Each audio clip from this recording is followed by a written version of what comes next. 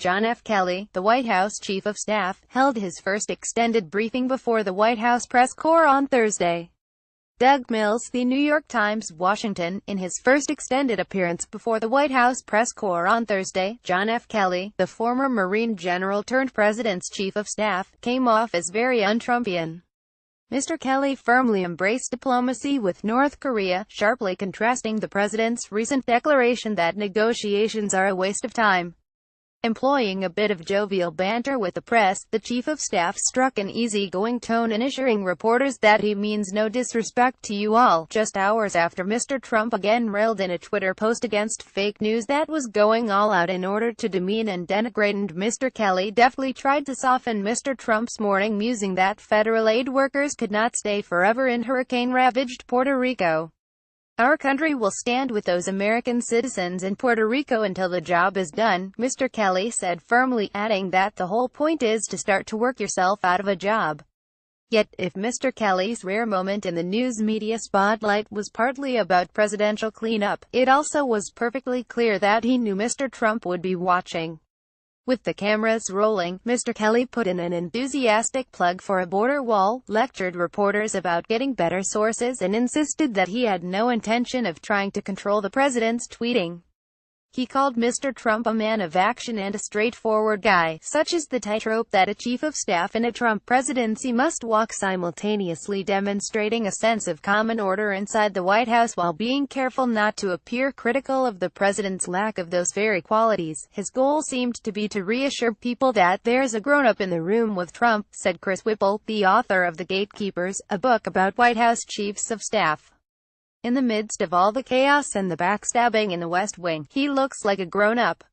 He smiles. He seems reasonable. All of that is a plus. If there was any doubt that Mr. Kelly faces a difficult balancing act, the chief's first task on Thursday was to beat back rumors that his own job is in immediate jeopardy. In doing so, he became the second top Trump official in a week to insist he is not about to be fired.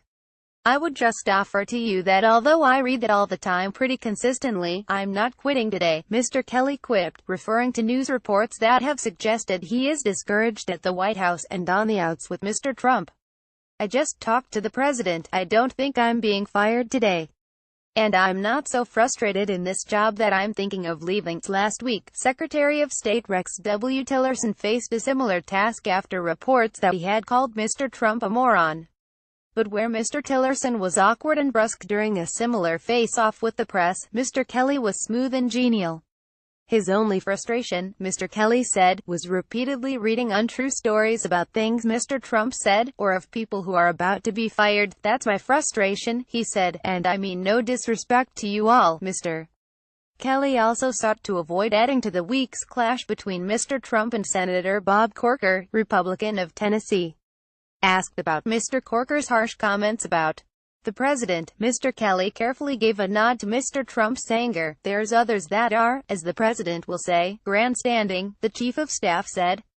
I'm not saying Senator Corker is that way, I'm just saying that some people grandstand and kind of enjoy the attention. When Mr. Kelly became chief of staff in July, he moved quickly to try to contain the turmoil of the president's first 6 months with a new discipline inside the West Wing. Meetings became crisper, and walk-in access to the Oval Office was sharply curtailed.